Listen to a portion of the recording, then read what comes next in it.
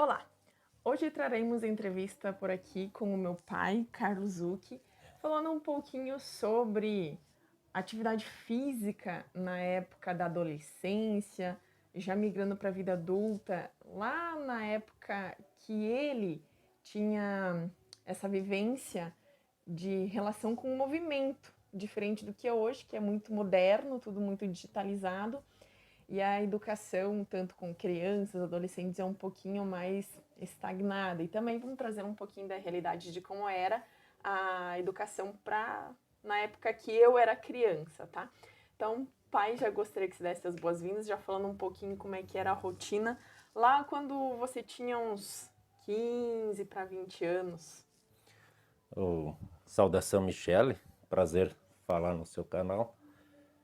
Era basicamente o que todo mundo vivenciava na época, por ser atividade agrícola, né? A gente trabalhava na agricultura, a preocupação, na verdade, não se tinha, né? Até pouca orientação, inclusive a gente tinha uma certa força física, né? E ela era usada, testada quase que diariamente, né? No seu limite e tal, né? Hoje tem algumas consequências disso, né? Mas a gente sabia que parecia que o rendimento na atividade exigia a tua força física mesmo, né? No seu teor principal.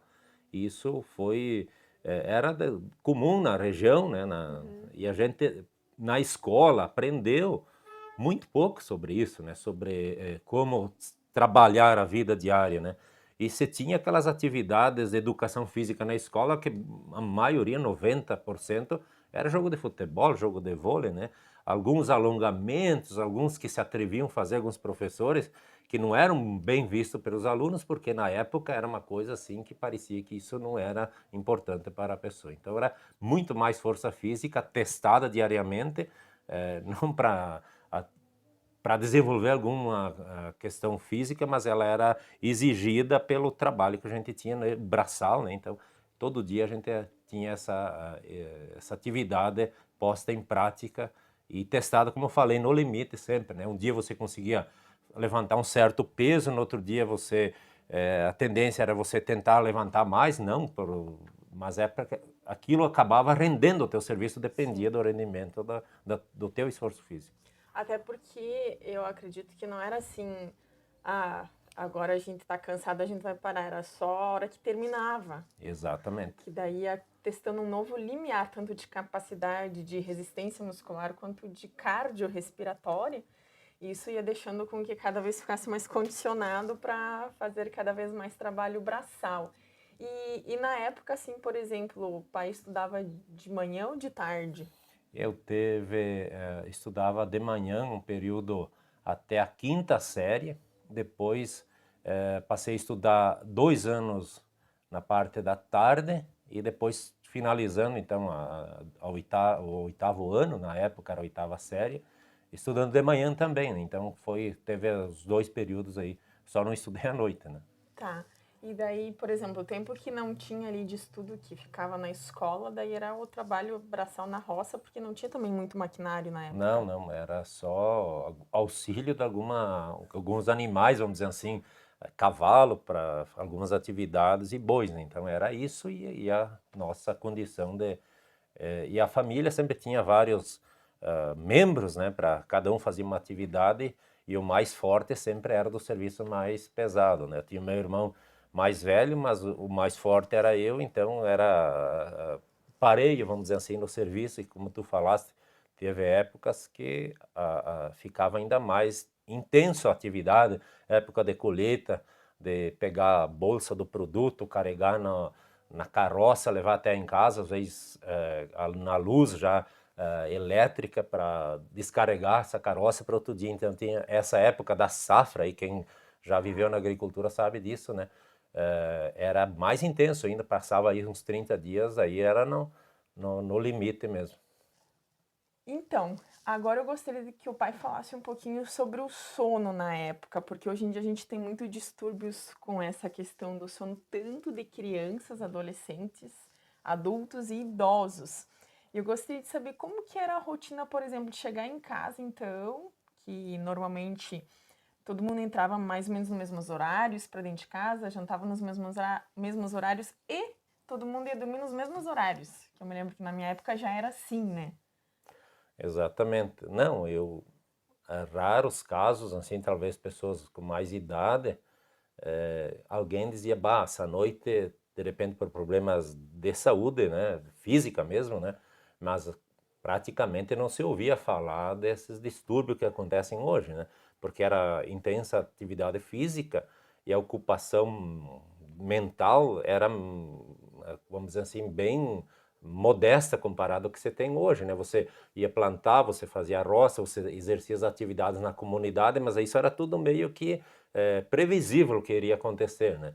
Então tinha um ritmo diferente. Eu acho que isso é um dos fatores que ajudava você, pelo cansaço físico, o sono ele era quase insuficiente às vezes, né, para se recuperar da atividade física. Então, da minha faixa etária, e salvo os idosos, como eu falei, muito pouco se ouvia falar que alguém não conseguiu dormir à noite, né? Salvo algumas limitações de saúde, né? Mas se não, no caso, distúrbios mentais na época, primeiro que não era explorado esse lado, mas eu imagino Uhum. que eram muito poucos casos que aconteciam na época. Eu até acredito que atrelado a isso vem dois componentes que, trabalhando com essa área de saúde, eu entendo. Primeiro, dificilmente se deixava um serviço para outro dia, então era aquilo que se precisasse levar até as 8 da noite iria. Daí isso já deixa a cabeça mais tranquila, bah, amanhã então é outro processo.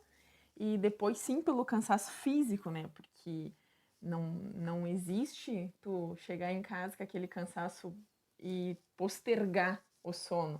Claro que hoje muita gente ainda fica enrolando no telefone e tudo mais, por mais que esteja cansado fisicamente e mentalmente, só que aquilo daí vem todas outras descargas que acabam deixando a gente mais alerta, tá? Pai, então, na época que o pai era ali adolescente, era assim. E na minha época, que eu morei com vocês até os 13 anos, né? Depois eu fui morar para Maringá, Porto Alegre, tá? Daí já segui a minha vida na carreira solo. E na minha época, assim, daí vocês já tinham em mente que era uma reprodução do que vocês aprenderam. Exatamente, era quase que hereditário, né?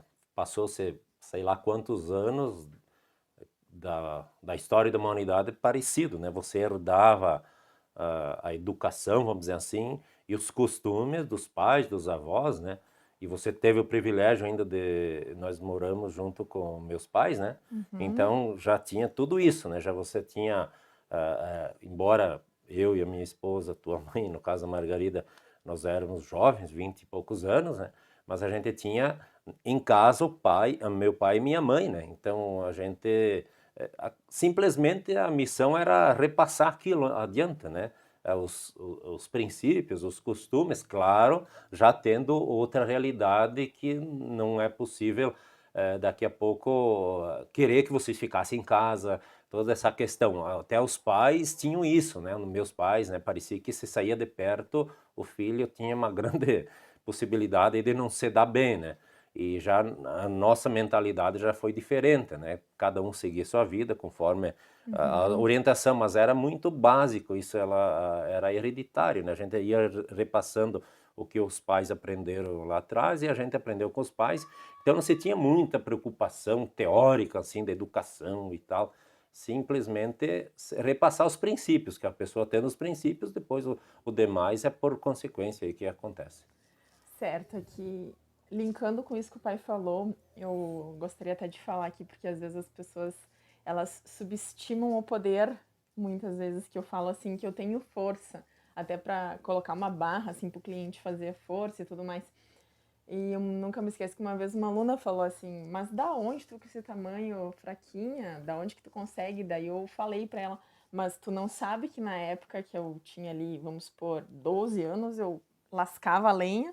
Eu muito me lembro que lascava a lenha assim e não sentia nenhum desconforto, é que nem o pai disse antes, né? Era um condicionamento contínuo e carregava cestos de milho. Imagina com 12 anos, né? Vamos supor, mas talvez seria até mais cedo e até a própria força de tirar leite, né? Porque hoje tu fala assim, pega claro, né, e é uma vivência, pega uma pessoa de 15 anos e fala para tirar leite, ela não sabe nem fazer uma força no dedo. Então, é um privilégio de fato, né, ter uma educação assim, porque a gente não passa apuros. A vida, ela chega com alguns imprevistos, mas a gente consegue desdobrar da situação.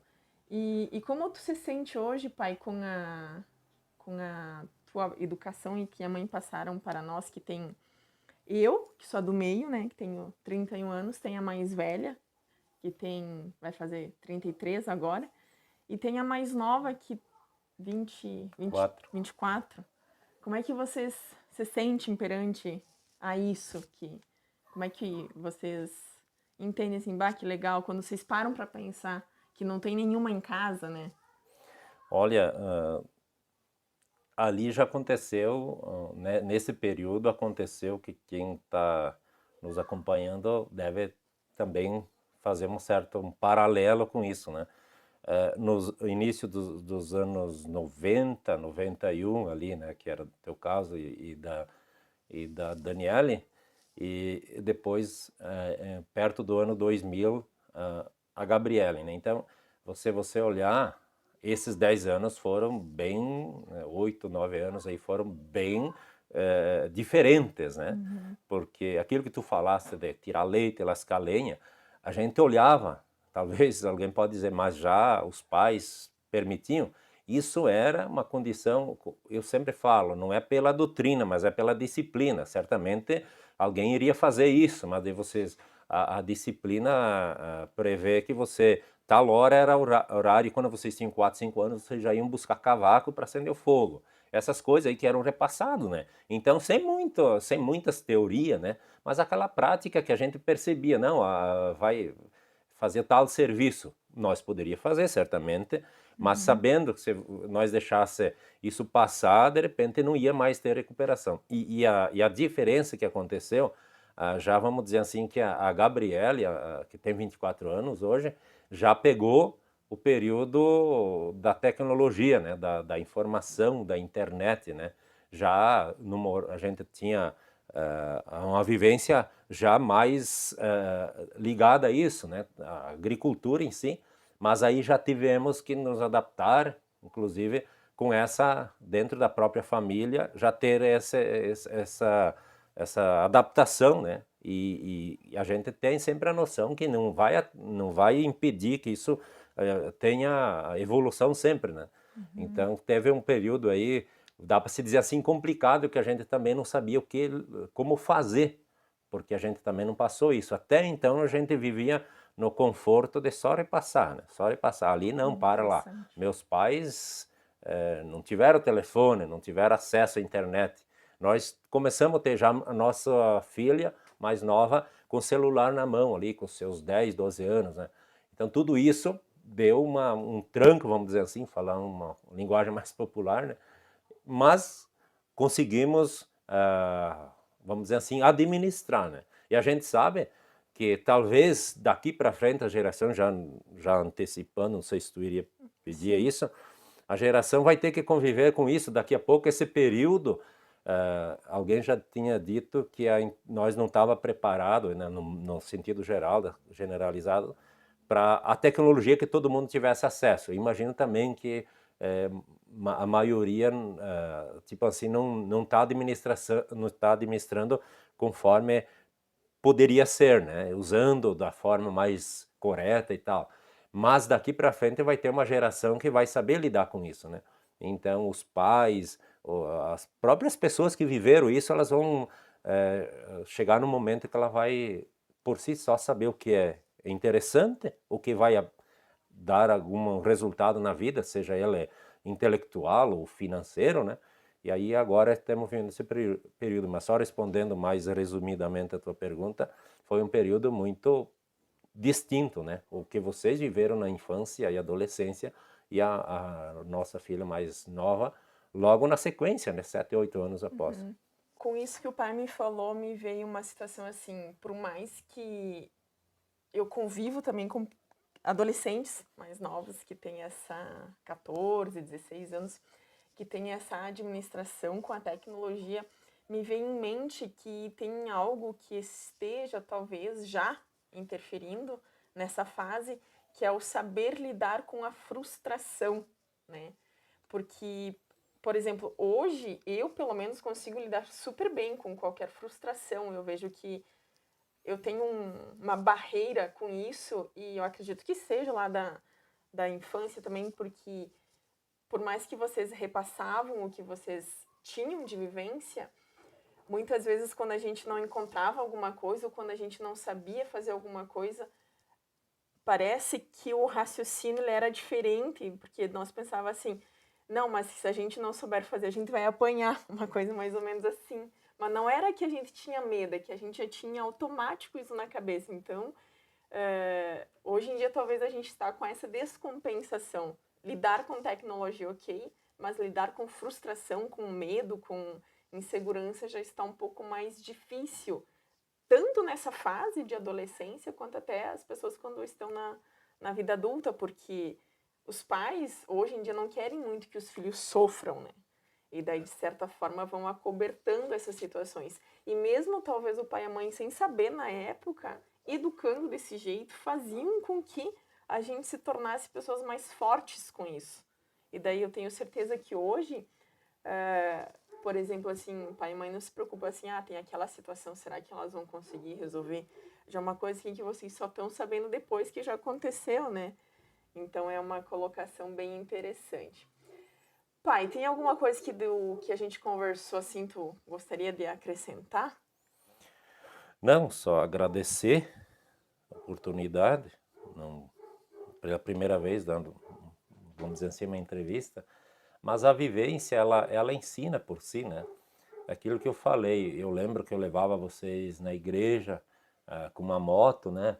Tinha uma moto, nós colocávamos as duas gurias, mas eu e minha esposa, nós ia na igreja. E eu sabia que aquela celebração, isso é até hoje assim, né? Vocês, levando vocês na igreja, participando das atividades na escola e tal, isso fazia com que vocês ficassem com uma, como é que vamos dizer assim, com laços, né, com uma relação com a sociedade, né? Então, aquilo que eu disse já antes, né, uma frase, se não for pela doutrina, mas que seja pela disciplina, né? E aquilo que tu falou da geração que está vindo, há tempos, né, que alguém, eu não lembro quem que disse, que tem muita informação e pouca formação. O que precisa acontecer daqui para frente é a pessoa saber o que lhe interessa, mas nunca esquecer a questão orgânica. Eu falei esse dia na comunidade. A questão orgânica é o que é? Você se reunir com a família, reunir com os familiares, aquilo que era bom antigamente, continua sendo bom. Isso faz bem. Tem a tecnologia, mas daqui a pouco nós nos preocupar com o que realmente interessa para nós, para nossa família.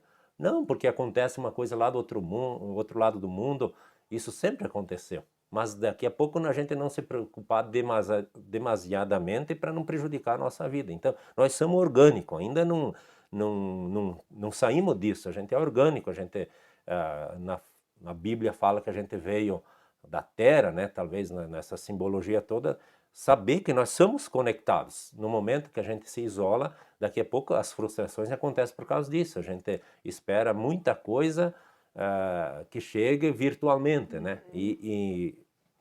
Vamos dizer assim, organicamente a gente não acha que é um período que passou.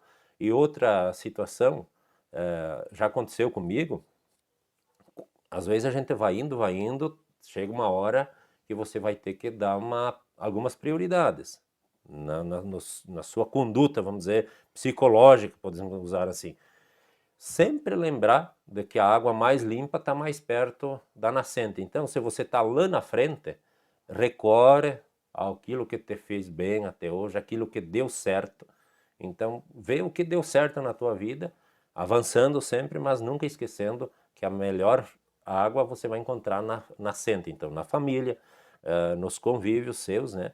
Seja com os amigos e tal, aqueles que, enfim, lhe fazem bem. Que legal, pai. Bom, agradeço essa conversa, pai, esse tempo que você destinou para gente trocar informações e até compartilhar, talvez, aprendizado.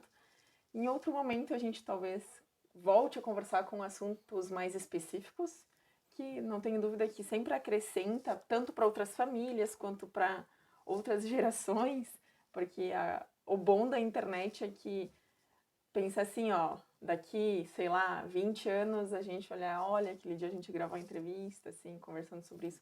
E essa é uma situação que a internet nos trouxe que é para sempre, né? Nunca a gente vai perder isso, diferente de antigamente que foto se perde, às vezes vídeos a gente não consegue mais recuperar. E isso, com certeza, a tecnologia nos ajuda. Tá, então, muito obrigada. Beleza.